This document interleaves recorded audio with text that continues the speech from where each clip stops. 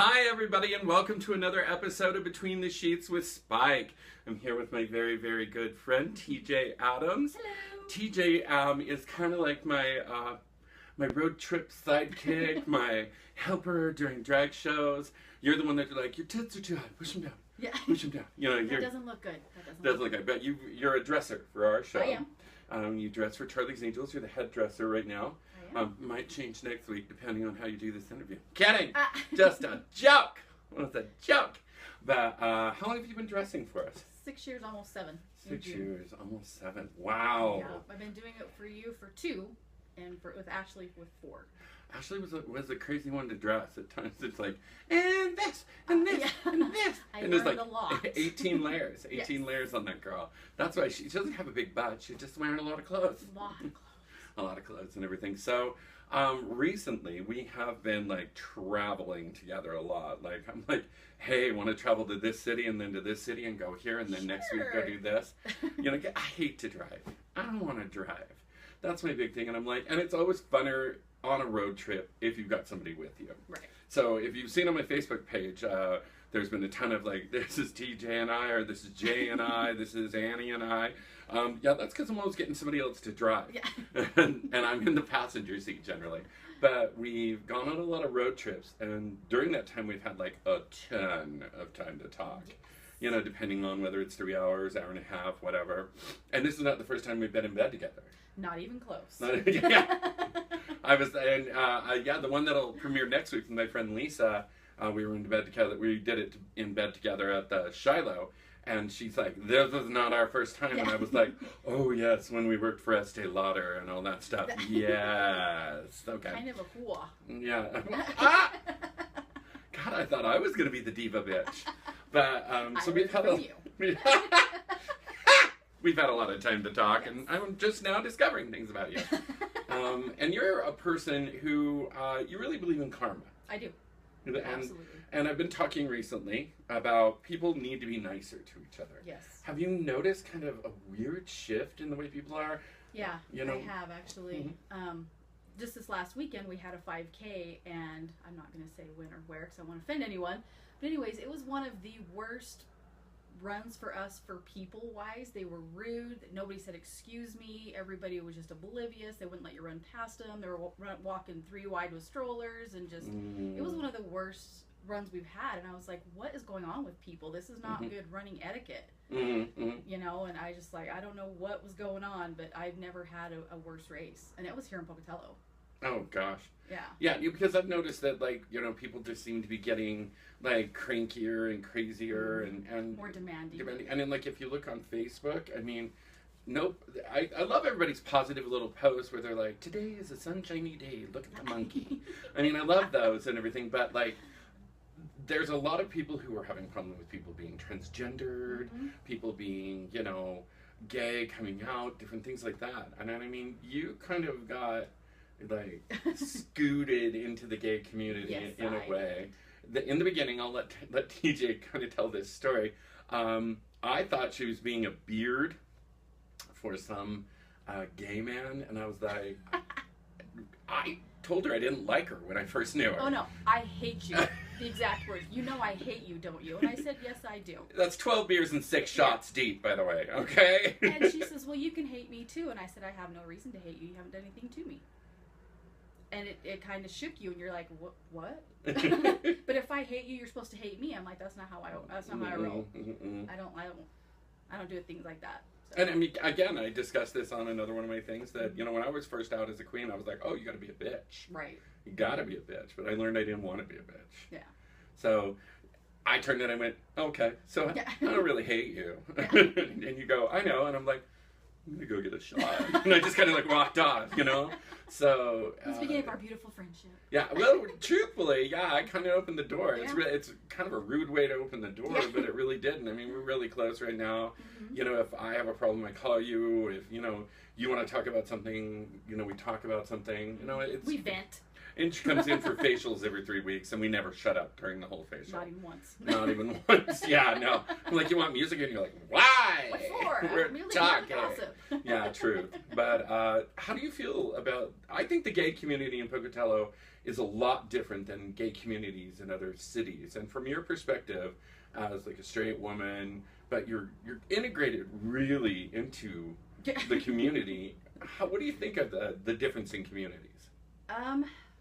There's a couple of communities that we've been to that some of the people are really accepting, and some of them are very standoffish until they realize who I am and that I'm not one of those straight people that hate gay people that pretend to be hanging out with gay people. Yeah. If that makes sense.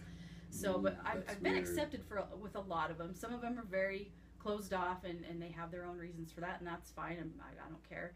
It doesn't hurt my feelings because I barely know them. Mm-hmm. But the ones that we do know, that we go hang out, like Rodney, opened up his house, never met me before, mm-hmm. had no idea who I was. Like, hey, here's a bed, here's the fridge, here's the beer, here's the dog, knock yourself out, here's the key to my house. Yeah. I'm like, okay, great, but I don't think I think it's just the people that you hang out with, because a lot of people that you hang out with are more positive now. And, mm-hmm. and most of the negative ones, we just kind of, hey, how you doing? And we go over here to hang out with mm-hmm. our positive mm-hmm. group. And that's the way I am, and I mean, that's the way I want my life to kind of become, is that, as I get older. Well, as you get older, it's hard to keep up that bitchiness and appearances. It's exhausting. That's exhausting. It is. Terribly exhausting. So I see what you mean and what you're saying and everything, but I think I do have, like, here and whenever I travel and wherever I go, it is with a positive group of people. Mm-hmm. And if someone's not positive, I'm like, okay, Mama gonna preach to you for a minute, right. Okay, listen up. This is the way we're going to be. But another great thing about you, and with the way that you kind of believe in karma, is you've taught me something, and it was kind of like an eye-opening thing, that you're just willing to help someone. Mm-hmm. And as like a gay person, I'm kind of, I used to be really, really standoffish. I'm like, ooh, I don't know if I'm going to step in on that or anything like that. And I told you one time, and it was kind of funny, is that I said, you're willing to pick the body up off the floor, and you looked at me like, what? And I said, okay, if you're in a bar and there's a drunk girl wandering through the bar and she's very, very drunk and she's staggering and she stumbles backwards and she heads to fall down, more than half of the people are going to just like stir their drink and go like, look at that girl go. I wonder if she's going to get up. You know what I mean? Whereas like I see you don't know who they are, and you're going to like run up, you like try to run and catch them, or you try to run and you pick them up, and you you check them and everything. I mean, and we call it picking the body up off the floor. Yes. Why is it you are like that? I think a lot of it is my parents. I grew up with them helping all of our friends. I came from Ingham, very small town, very Mormonized, mm-hmm. and so I didn't have a whole lot of friends.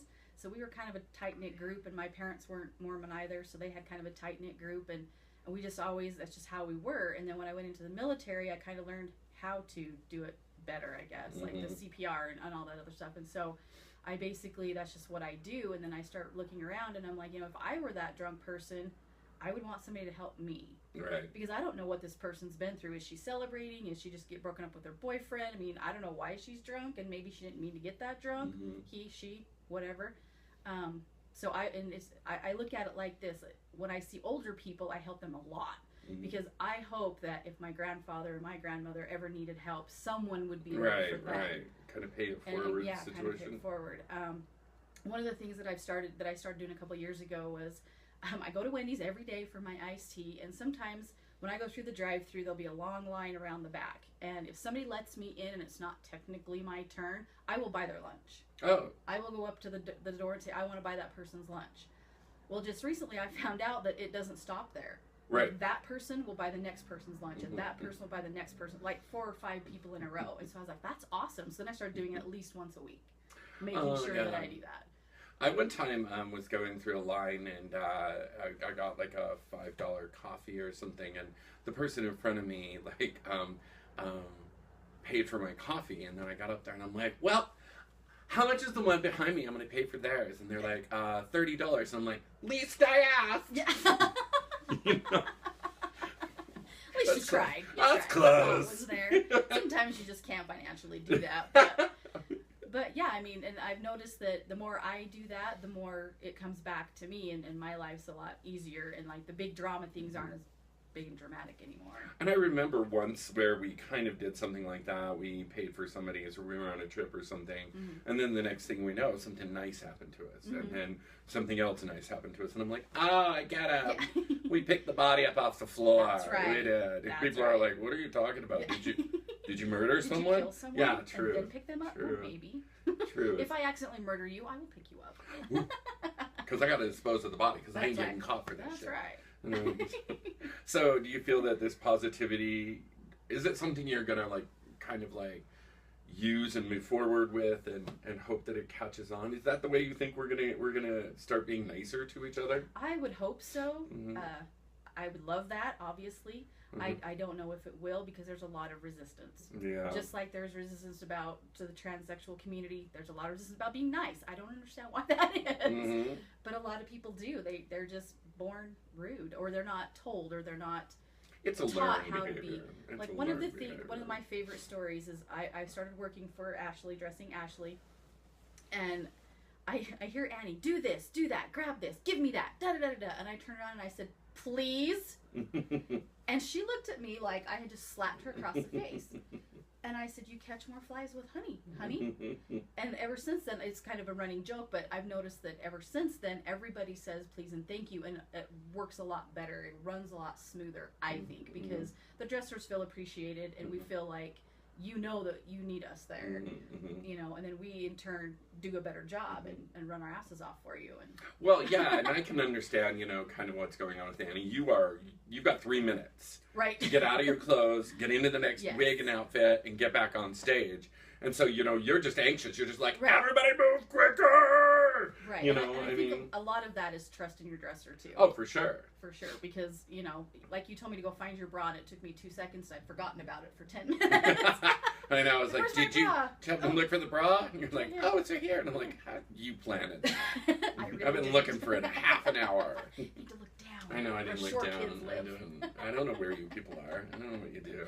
But I think that that's a great thing, too, because you have to appreciate that person, because you're like, hi, I am going to run back there. You're going to pull off all my sweaty clothing, Right. and you were going to, like, probably have to dry me down and put me in a whole new outfit, and I'm going to go do it again and bring it back with Yep. new sweat. You know what I mean? God So- forbid there's a music kerfuffle. Oh, yeah, true. So true. It's okay. But you I mean, know. I've seen a lot less fits being thrown in the back room because of little glitches like that than before. Before for it sure. It was a lot of drama. Well, I always tell people, you know what I mean, is it gonna work to throw a fit about it? No. Doesn't change It just anything. makes everybody It angry. doesn't make anybody move any faster. No. I mean, come on, you know. You're not gonna be like, if I throw a fit, guess what? Music's magically gonna appear. That's right. You know? Dresser's gonna walk in the other room. But suddenly, Channing Tatum's here. Yeah. I know where that came from. That would be awesome. Power of positive thinking. But I think it's great, and I'm amazed when you guys just keep literally coming back.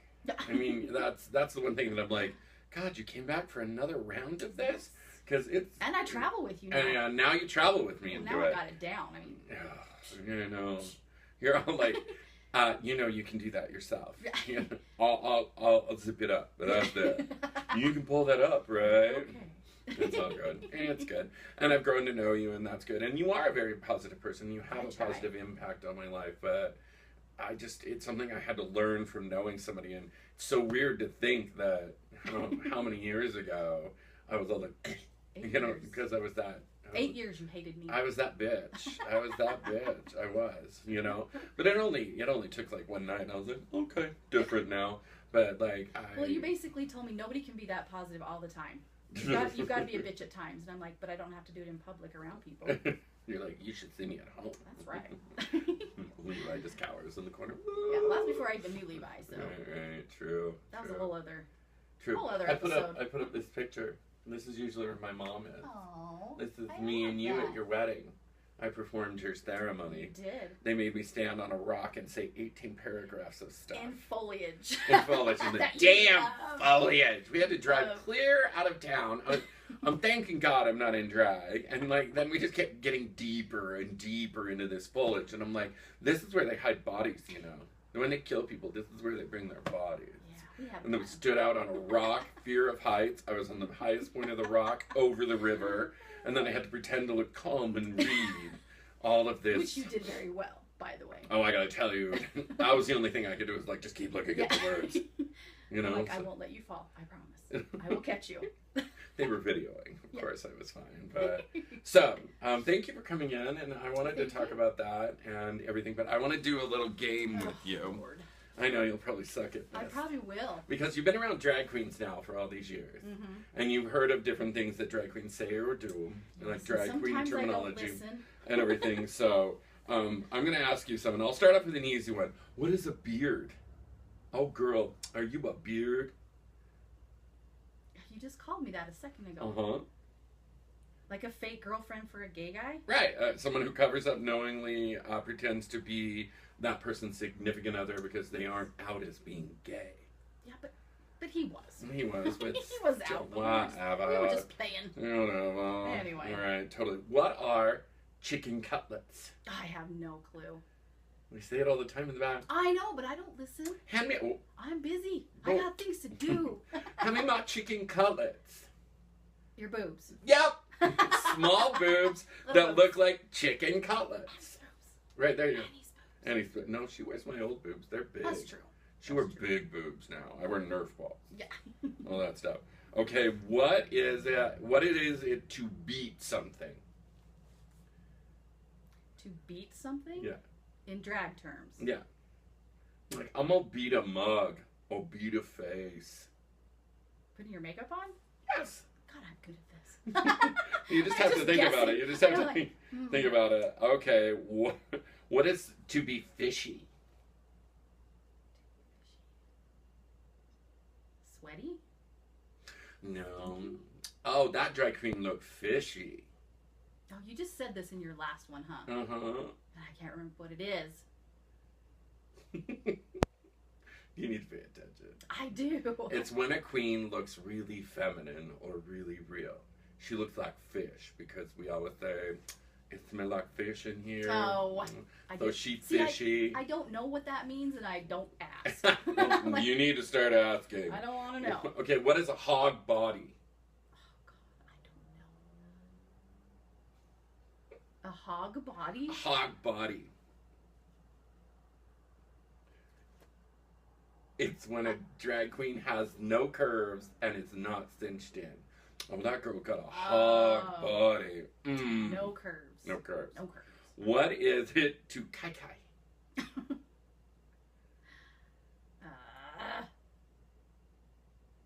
It's something two queens do. Let's have a kai kai. A shot? No, I wish that's what it was. I wish I would have. Going on. It's when two drag queens have sex. They do a kai kai. Oh, I did not know that. Now you do it. And now I did not want to know now that. Now you've got a visual. Okay, let's do two more. Okay. What is it to clock somebody?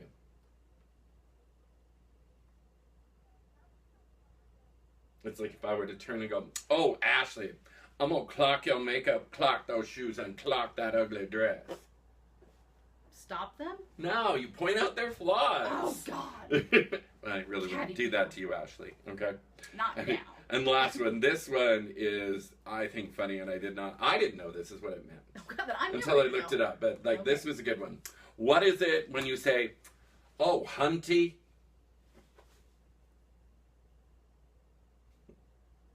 Hunty girl.